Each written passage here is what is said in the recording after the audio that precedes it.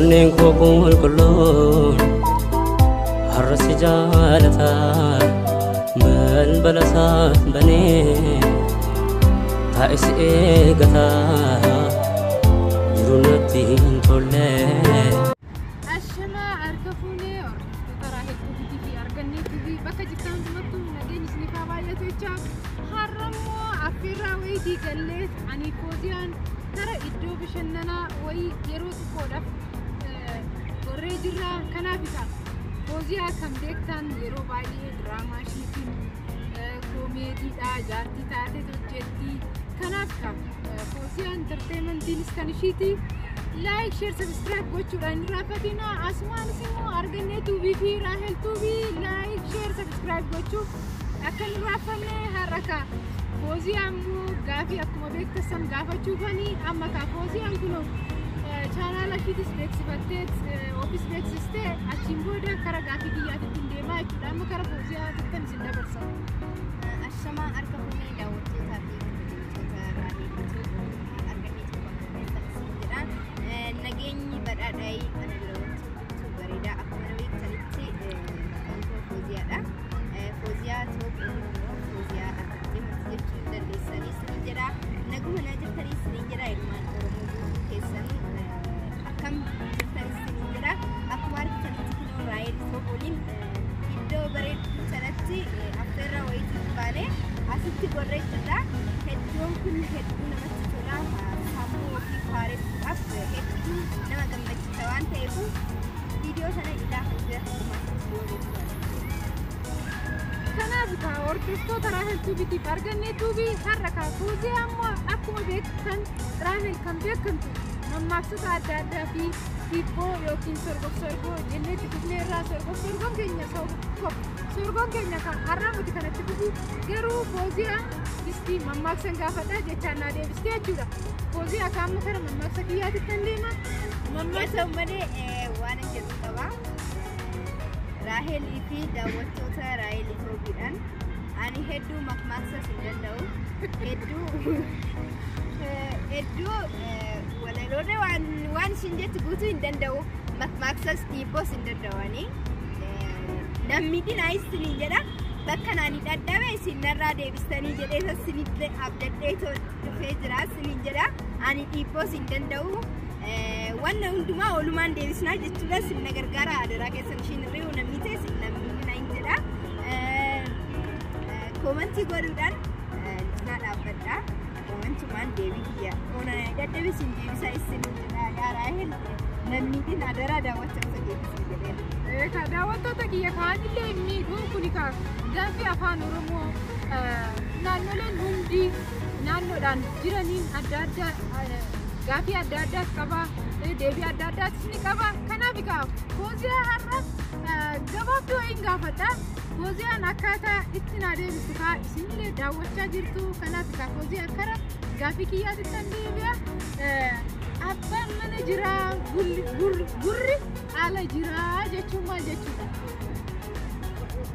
Abbaan mana jiraa gurri ala jiraa. Hin beekne dhugaa.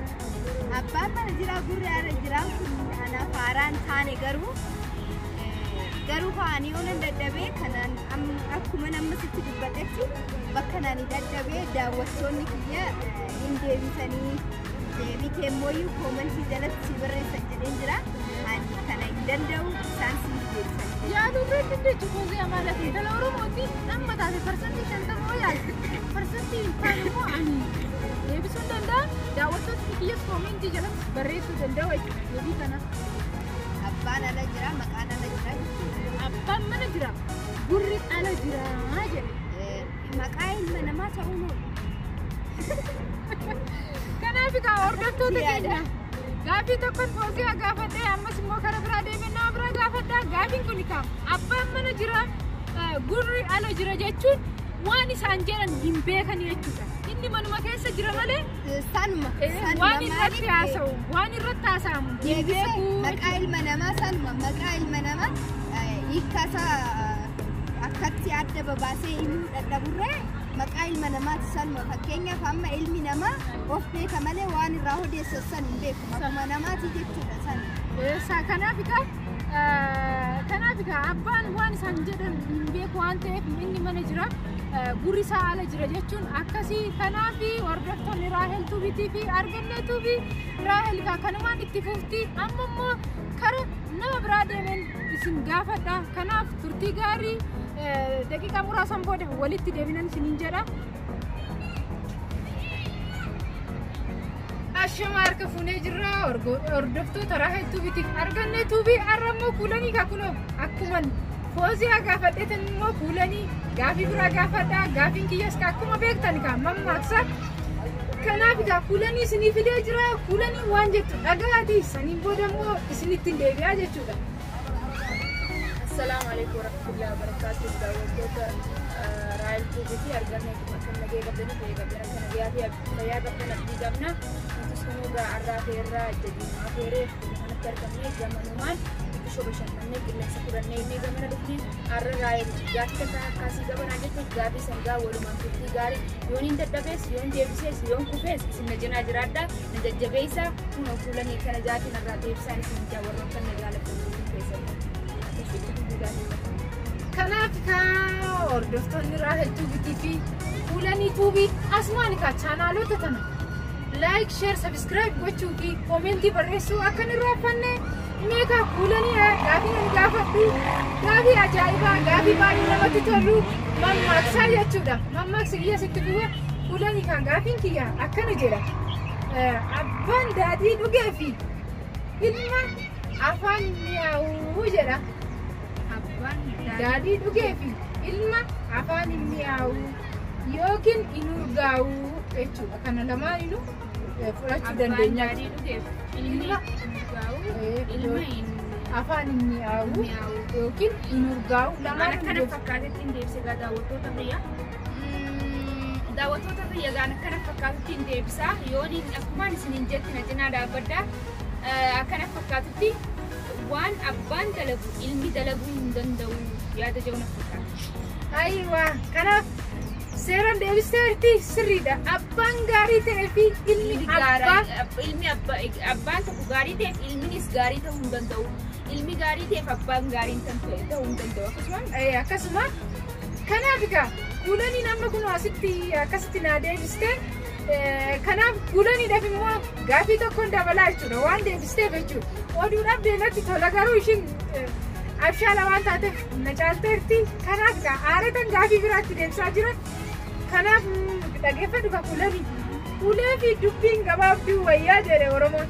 Meeqa akkamitti naa deebistaa amma kana? Ulee fi dubbiin gabaabduu wayyaa. Dubbii guddachuurra dubbii guddachaa oolurra haasawaa ooluuf faayidaa hin qabdu. Hanga waan takkaa yoo waa xiqqishoo gooteef yoo waan hedduu goote namatti hin tolu. Saniifuu dubbiinis xiqqishoo yoo haasawu hanga xiqqaa bareeda haasawuu wayya malee hanga guddaa baree tokkotta haasawurra hanga xiqqaa wayyaa jechuudha. Ayiwaa kana deebistee uleen oole. Akkam uleen dubbii fi uleen gabaabduu wayyaa jedhe kan dubbii deebiste kan ulee oole. Kan uleetis maal ta'a? Ulee xiqqishoo kana dhalaa takkanii jiraame ulee xiqqishoo kana dhahurra ulee qaceelloo yoo tumte aara ni baastaa jechuudha. Akkuma fakkaatu mooniin guddatana. Akkasii wanta kana dhugufte. Kanaaf hordoftoota keenya dubbii baay'isuurra jechoota afurii sadi jechoota ijoo lafa kaawwachuudha jechuudha. Kara uleetitti yoo deemnu immoo ulee dheeraa tokko qabdii akkana gochuun baay'ee si dadhabsa beekta. Ulee gabaabduu takka akkanatti qabatteetuma akkasitti ribeetaan rukuttaa jechuudha. Kanaaf haala salphaadhaan akkanatti deebi'ee kuulaniin deebisteerti. Kanaaf baay'ee galatoomtu hordoftoonni Raahel Tuubiitii fi Argannee Tuubii gaafiin kiyya akkanumatti itti fufa. Kanaaf like, share, subscribe gochuu akka hin irraanfanne nu jajjabeessu sin irraanfatiinadha. Kanatti aansee yaada gabaabaan qaba. Maaliif yaada gabaabaan ani qabu ijoolleen Oromoo artiistotas ta'a namoota viidiyoo hordoftanis ta'a ijoollee Oromoo hundaaf subscribe chaanaala haararra argitan subscribe isaanii 200 akka hin jiru amma chaanaalli Oromoo baay'ee bal'achaa jira. Kanaaf ijoollee san mushkiyya bichaa aduun ta'e ijoollee warra nu gadi jiran kanaafis like, share, subscribe godhaa fi ijoollee Oromoo guddisaadha agartanii jirtu kaa ijoollee Oromoon akkuma duubatti hafnetti arrabee duubatti jirra duubarra sadarkaa sadaffaarra kara lammaffaatti siqnee lammaffaarra kara tokkoffaatti akka siqnuun isiniin jedha ergaan ani dabarsus kanuma ijoolleen Oromoo wal jaaladhaa wal kabajaa guruupii uummadhaa.